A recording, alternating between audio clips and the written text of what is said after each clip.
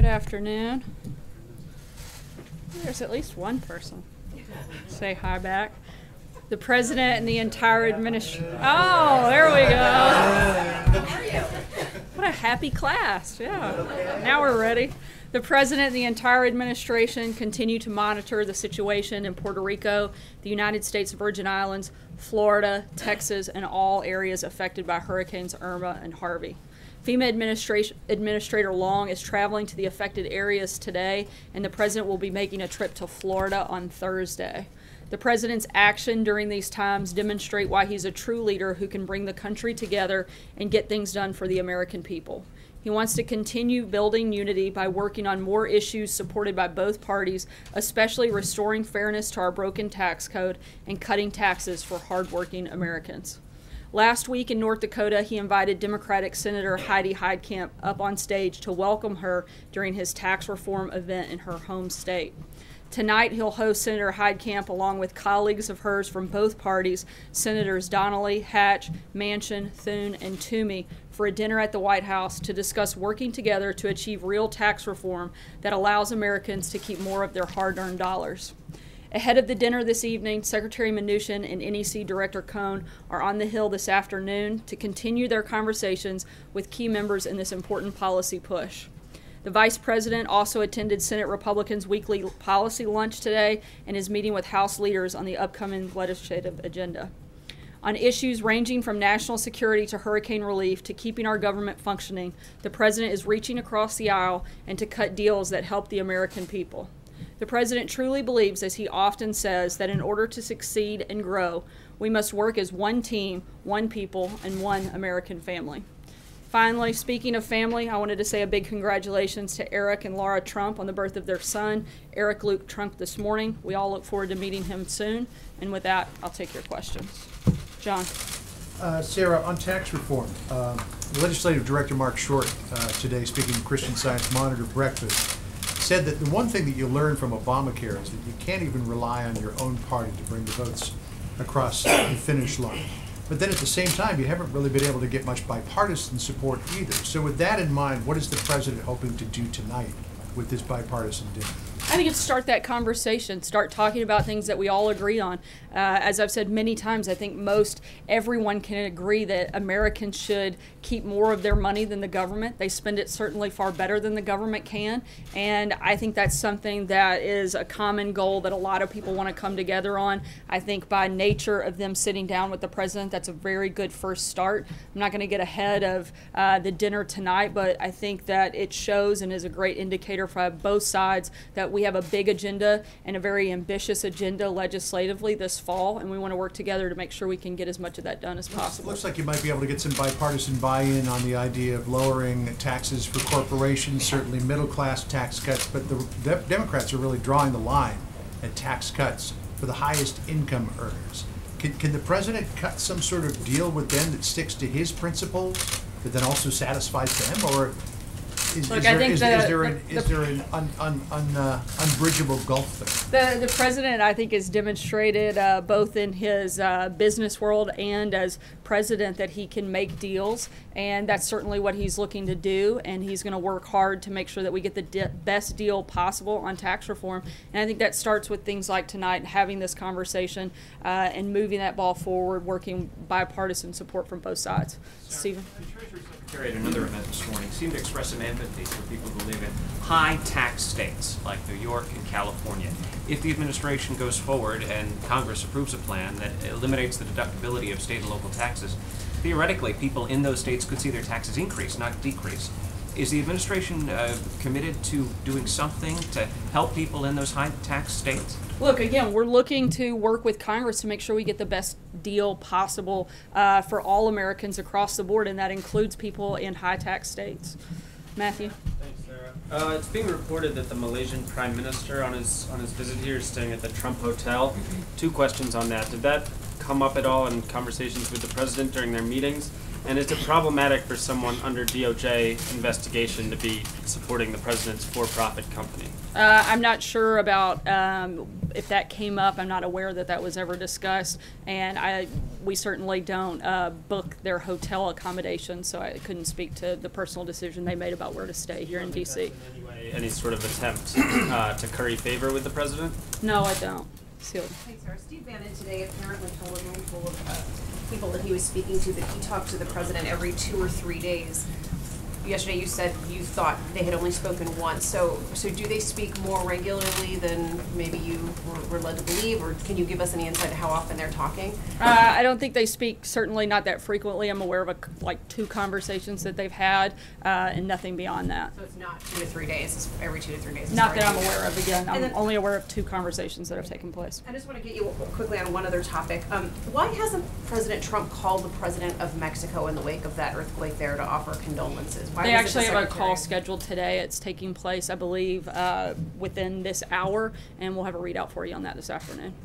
Maggie? Sarah, apologies if you answered this yesterday, but is the president aware? It's okay. Everybody here likes to ask the same question many times. Is the president aware that Steve Bannon described firing James Comey as the biggest mistake in modern political history? Whether he is or not, I think that everybody knows exactly where the president stands on that issue. The president is proud of the decision that he made. The president was 100% right in firing James Comey.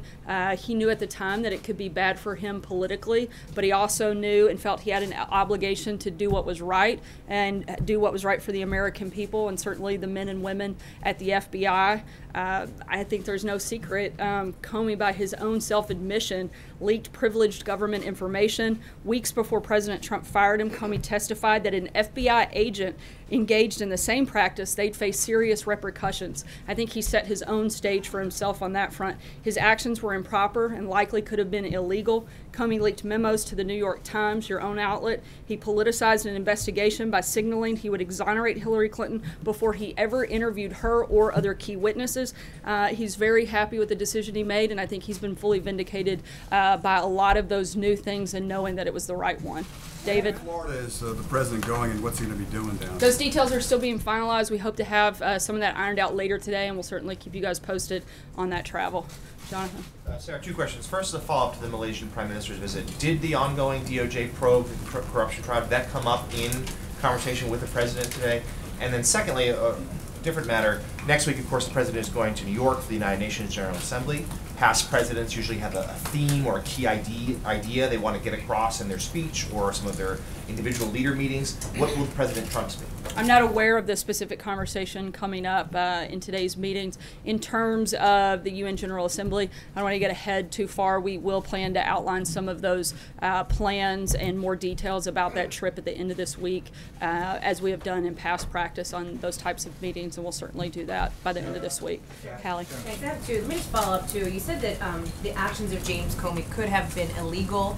You the other day referred to potential false testimony. The DOJ is not commenting, but I would put to you, would the president encourage the DOJ to prosecute Comey?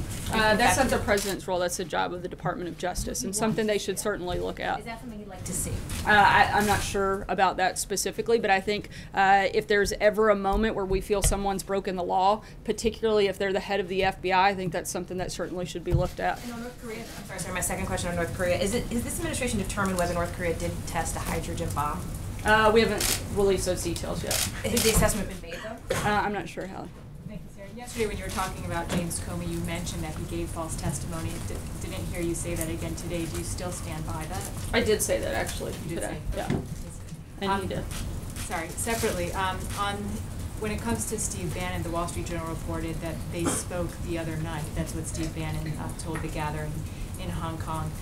Do you know if they discussed the 60 Minutes interview, and has the president said that it's something he would like to discuss with Steve Bannon? He hasn't said whether he'd like to discuss that, at least not to me on that front. John Gizzi? Thank you, Sarah. 2 questions, if I may. First, going back to John's original question regarding the Christian Science Monitor breakfast this morning, Mark Short was also asked about whether the president still supports Senator Luther Strange.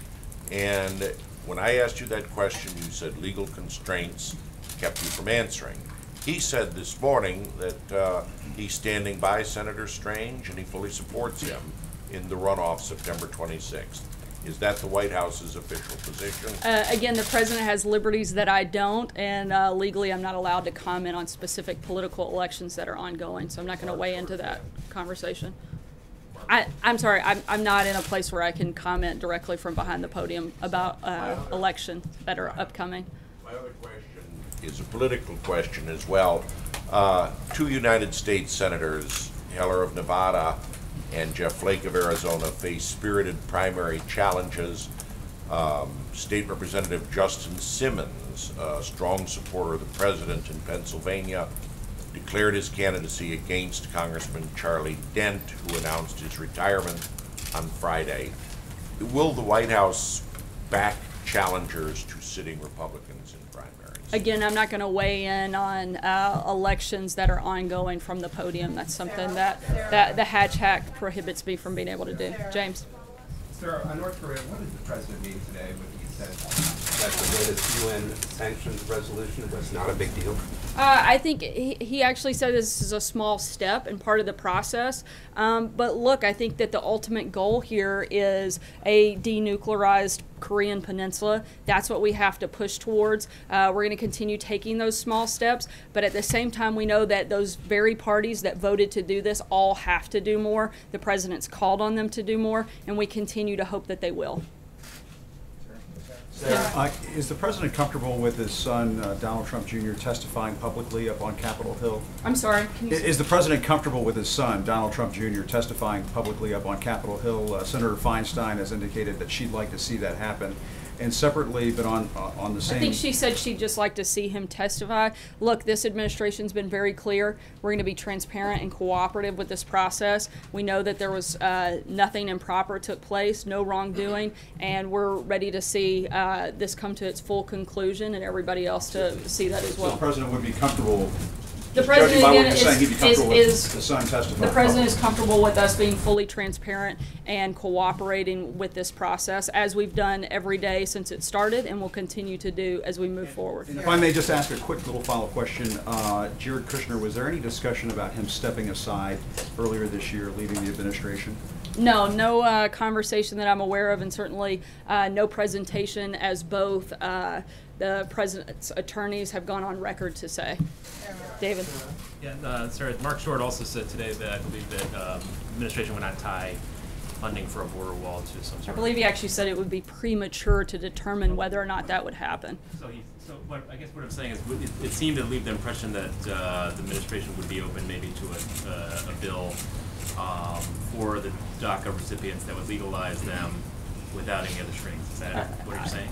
I think what we're saying is what we've been saying all along. We haven't mixed messages here. We want responsible immigration reform. That hasn't changed. The president's very much committed to the wall. We're also committed to some other principles that we've laid out, and none of those have changed. John Decker. Thank you, Sarah. Just a couple of questions, if I could, about the dinner tonight on your efforts on tax reform. You mentioned guests this evening, 3 Democratic senators. Senators Donnelly, Senators Manchin, Senator Heitkamp, all up for re-election next year. Do you know how those particular guests were chosen, first of all? I think just by their willingness to want to sit down and have these conversations with the president, certainly something that we are looking forward to, and hopefully will be very productive steps forward in the process of having a very ambitious legislative agenda for the fall. Senator Jon Tester of Montana indicated today that he was not invited, but is open to talking about tax reform. Does that mean that he perhaps could be a future guest of the president's for dinner? Will the president reach out to Senator Tester in that regard? The administration's been clear. We want to sit down with anybody who's willing to be serious about real tax reform for this country, about providing real relief for middle-class America, and actually looking to make bold changes.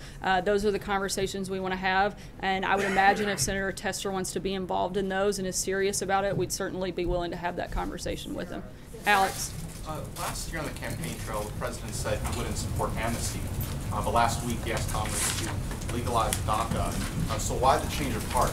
I think that the president has spoken out very clearly that he wants us to make this decision based on a variety of factors, but the number one thing is that he wants responsible immigration reform, and part of that is including that in the process. Trey? Have to want responsible immigration reform? I'm sorry? What convinced them to want responsible immigration reform? I think the president's always wanted responsible immigration reform, something that is important for the country moving forward, but he also wants to make sure American jobs are protected, American citizens are protected, and that's why it can't be just one piece but comprehensive. Trey? Thanks, Sarah.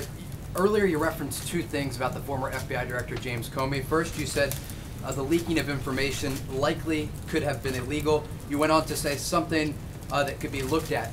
Are you encouraging, is this White House encouraging the Department of Justice to investigate the former FBI Director James Comey for leaking information? No, as I told Hallie, this is anybody that breaks the law, whatever that process is that needs to be followed, should certainly be looked at. If they determine that that's the course of action to take, then they should certainly do that. But I'm not here to ever direct DOJ in the actions that they should take. Follow up on an earlier question too. A lot of conversations here in Washington about the midterm elections in 2018. What role is the president looking to play in the 2018 elections? Will he be supporting specific candidates, and will he be using his support as leverage to have those members of Congress support his domestic agenda? Look, I think the president is going to support the agenda and accomplishing things that help America, but in terms of specific elections and whether or not he's going to weigh in, as I've said to a couple of your colleagues already today, I'm not going to be able to weigh in from the podium on that. April? Sarah, two topics. One, can you talk to us about the Tim Scott meeting tomorrow evening and what's the crux of it?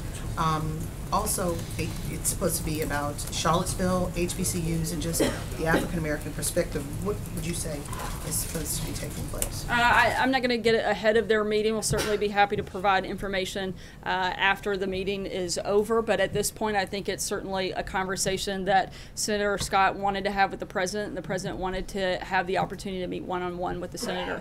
I'm not going to get into anything beyond that at this point. Is the HBCU conference happening, or is it not the White House portion? It is going forward. It is happening. It'll take place here at the White House. And last question, just for an understanding, how does the president receive and give calls from his cell phone during the work? I mean, I know it sounds very trite and small, but there's been a lot of controversy about how the president is being handled, I guess, by General Kelly, and how he keeps certain people in, certain people out. And then you're hearing Steve Bannon say that he's had many calls, and you're saying that, well, he's talked to the president several times, and you're saying you're not aware of that. So it leads us to believe that it's this conversation, this phone thing. Could you talk to us about the use of his cell phone? Is this like during the day, after hours, or what? Because, I mean, there have been stories about this cell phone use and people calling in. There have been a lot of things that you guys have written that I've seen to be controversial. That one hasn't been something I've seen a whole lot about. But the president has access. I mean, he can make calls from a landline, too. I'm not really sure what the question is here, whether or not he made a call from a cell phone or a landline.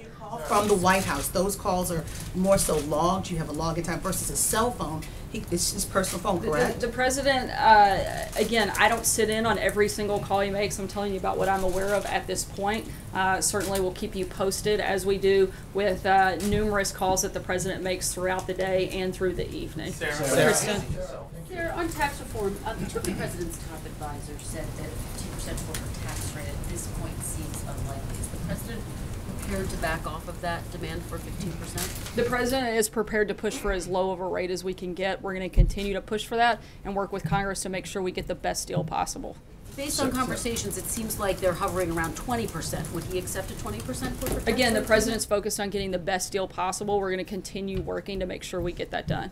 Hunter? Can I just ask you one on North Korea, Sarah? The president tweeted on January 2nd, it won't happen. He said North Korea just stated that it is in the final stages of developing a nuclear weapon capable of reaching parts of the U.S. It won't happen. Does he stand by that assessment, given everything that he has seen, all of the nuclear provocations from North Korea? Again, the president's committed to taking every step and keeping all options on the table in order to have a denuclearized Korean peninsula. Hunter? Foreign propaganda. Hunter? Thank you. Does the president believe that he needs to secure funding for a border wall before DACA? And I also have a second quick question. Again, I think it would be, as Mark Short said, and as your colleague pointed out, it would be premature for us to make those determinations at this point. But certainly something that we want to make sure happens is that there is a wall. That's something the president's committed to. But we also want comprehensive immigration reform. Blake? Also, will the president be reading Hillary Clinton's book? And what does he think about the excerpts that have gotten out so far?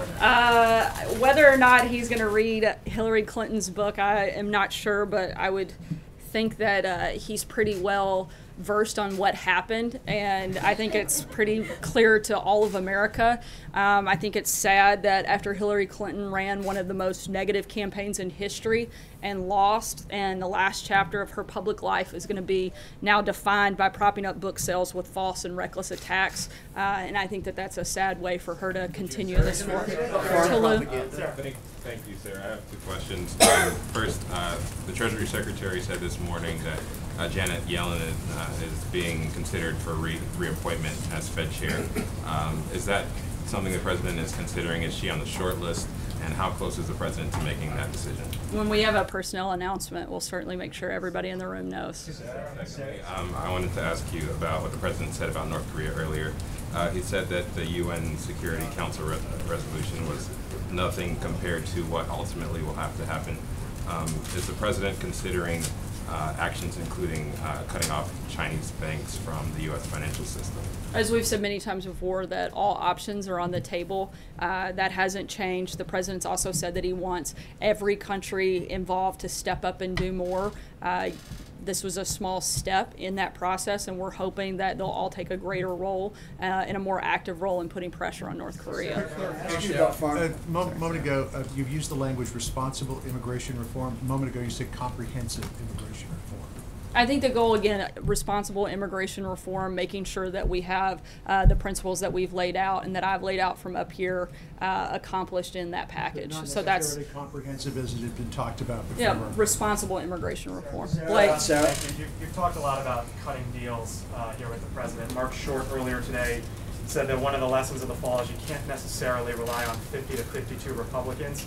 And then he went on to say, we don't feel like we can assume that we can get tax reform done strictly on a partisan basis. So is it the belief of the White House that you are going to need Democrats in the Senate to get this across the finish line? I think it's the belief of the White House that we want to have bipartisan support. As I said several times earlier today, the goal is to have everybody come together and help provide tax relief for Americans across the board. We hope Democrats want to be part of that process. They certainly should. I think you need them, though. I mean, what Mark Short said is, what we learned from healthcare reform is, even though people have been talking since 2010 about doing one thing, that's not necessarily what they might do in 2017. So I think it's less about what we need and what the country deserves. The American people work hard every day. They should get to keep more of their money. That's what this president is focused on, and that's what we're focused on doing, is helping. We'll work with Democrats and Republicans to make sure we get that accomplished. Do you know of any Democrats that are close to supporting what the president and the Big Six, their framework? I think we're in the beginning of those conversations, and hopefully, again, a lot of those people will come on board. Eamon? Thanks, Sarah. Let's drill down on that a little bit, on the idea of Democrats coming across the aisle to support the president's tax reform. The question is whether there's enough of a shared vision between Democrats and Republicans for what tax reform ought to look like. So can you give us one or two examples of things, elements of this deal that the president could put into the deal that would attract those Democratic votes, but that would not alienate any Republicans? I mean, These are just the beginning conversations. These conversations are just starting with the Democrats coming to the table, and as those take place, we'll certainly provide more information on that front, but this is just the very beginning, the first step in this process. Thanks so much, guys. We'll be around the rest of the day to answer other questions if you have them. Thanks so much.